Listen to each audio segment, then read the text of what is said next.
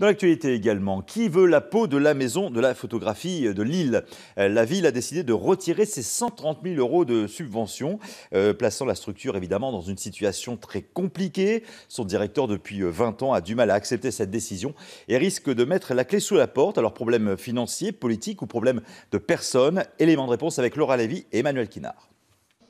Costa Gavras, Julian Lennon, Nico Saliagas, grands noms de la photographie, people ou étoiles régionales montantes comme Butsefouk. Depuis 20 ans, la maison de la photographie de Lille fait partie du paysage. Aujourd'hui, son avenir est incertain, la mairie ne veut plus payer. C'était 200 000 € il y a quelques années, pour différentes raisons, c'était descendu à 130 000 en 2011. Et là, ça passe à zéro.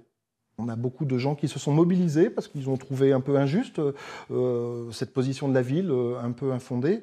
Et beaucoup de gens se mobilisent pour que la maison de la photographie ne ferme pas. Roubaix est très motivé pour accueillir aussi, parce qu'ils ont beaucoup de patrimoine. Ça serait une énorme perte pour ce tissu de la photographie, de passionnés, de professionnels, de jeunes photographes.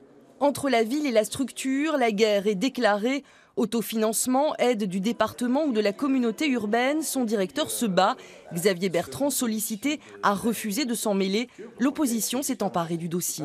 Je n'ai pas en tête là, de structure où cette année, les vivres ont été coupés comme ça de façon un peu brute et je pense non justifiée, si ce n'est pour une raison très probablement extra-politique. Martine Aubry avait jusque-là soutenu et porté tous les projets de la maison de la photo.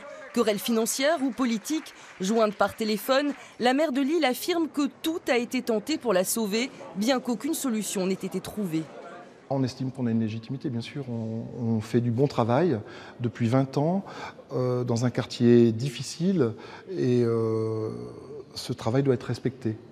Également en péril, les trans photographiques. Le festival se tiendra bien cette année, mais sans lieu dédié, la ville ayant refusé de prêter le tripostal. Sans appui, sans subvention, la structure est clairement menacée.